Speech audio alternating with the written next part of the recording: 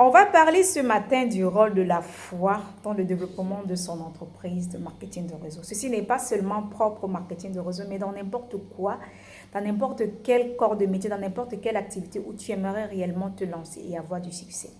Bouchon c'est mon nom et aujourd'hui, c'est une autre chronique de la mère au foyer qui a choisi d'entreprendre avec le marketing de réseau. À travers cette vidéo, on va un peu parler de la foi.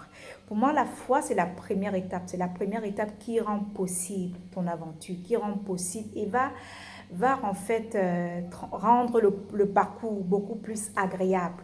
Pourquoi je parle de la foi? Alors, si tu es déjà arrivé de pouvoir réaliser quoi que ce soit, si tu regardes même dans le passé, tu vas te rendre compte que tu l'as fait au premier pas, pas forcément parce que tu es avec toutes les aptitudes, mais parce que tu t'es cru capable de le faire.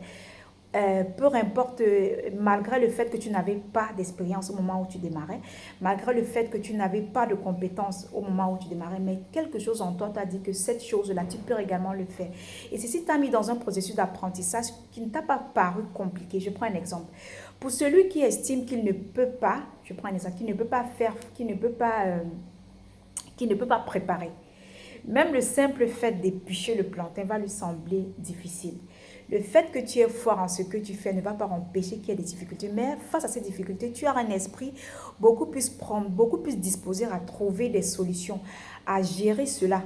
Par contre, lorsque tu estimes que tu ne peux pas le faire, juste le simple fait d'éplucher le plantain à la cuisine pour faire un mets va te sembler comme de la mer à boire. Alors, il y a, j'ai envie de dire, 4 niveaux de foi qui sont importants lorsque tu t'engages dans une entreprise de marketing de réseau. La première des choses, c'est la foi en ce corps de métier. Alors, mon expérience m'a fait comprendre que malgré que c'est un corps de métier qui est même centenaire, il est encore très mal connu. Donc, il est important pour toi, si tu choisis de pouvoir l'utiliser comme ton véhicule, il est important pour toi que tu te documentes sur ce que c'est le marketing de réseau. Question d'avoir une foi inébranlable en ce corps de métier. La deuxième des choses, c'est le choix à ta compagnie choisie. Il est important que tu aies foi en ta compagnie, que tu aies foi aux valeurs qu'elle met en avant. Parce que ne pas avoir foi en une compagnie que tu choisis de représenter, ce sera un peu compliqué. J'ai envie de dire, le chemin risque d'être très turbulent pour toi. Le troisième niveau de foi, c'est la foi au produit que ta compagnie met en avant.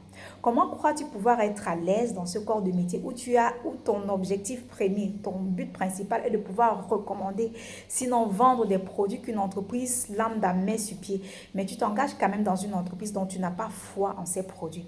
Donc pour moi, parmi les éléments clés dont on a parlé, dont on a mentionné qui étaient importants, lorsqu'il s'agit pour toi de choisir une entreprise de marketing de réseau, on a bien mentionné le choix, on a bien mentionné les produits, qu'il faut choisir une entreprise qui met en avant des produits auxquels tu aurais foi, des produits qui marchent pour toi et pour lesquels tu serais même prêt à continuer d'utiliser, à recommander, même si tu n'étais pas payé pour ça.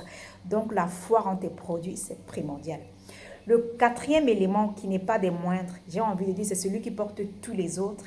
Eh bien, c'est la foi au porteur de projet, c'est la foi en toi-même. Et oui, sache que l'un des éléments qui va faire pencher la balance à ton avantage, c'est la foi en toi.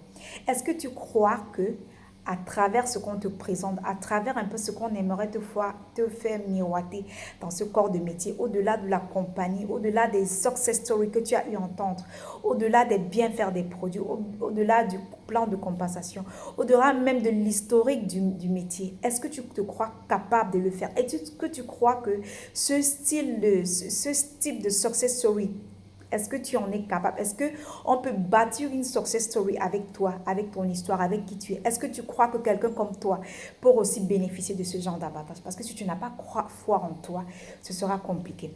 Quel que soit le niveau de foi auquel tu as du mal, tu te barres actuellement, sache que tu peux bien inverser la tendance. Tu peux te documenter sur l'historique de ce corps de métier pour augmenter ta foi à son corps de métier. Tu peux te documenter sur l'historique de ta compagnie, question d'avantage, et de discuter avec des gens qui sont là beaucoup bien avant toi pour augmenter ta foi en ta compagnie. Tu as intérêt à consommer régulièrement les produits de ta compagnie choisie pour comme ça augmenter ta foi en ta compagnie et aussi tu dois savoir qu'au-delà de tout cela, tu en es capable. Si ceux avant toi, ces personnes avant toi qui ont eu la possibilité de le faire, ce n'est pas parce qu'ils avaient deux têtes, ce n'est pas parce qu'ils avaient, j'ai envie de dire, 2, 4 bras. Eh bien, moi, j'aime cet adage qui dit que s'il y a déjà quelqu'un quelque part dans le monde qui a eu à faire ce à quoi tu aspires, il n'y a pas de raison que toi, tu ne puisses pas le faire. Donc, il est important qu'au-delà de tout, que tu aies foi en toi. J'espère que ceci pourra t'éviter beaucoup d'erreurs et surtout pourra t'encourager à travailler le niveau de foi auquel tu sembles un peu perturbé. Si j'ai envie de dire, tu sembles un peu titubé actuellement. Bonne journée et surtout n'oublie pas de t'abonner pour ne rien rater si tu ne fais pas encore partie de la famille.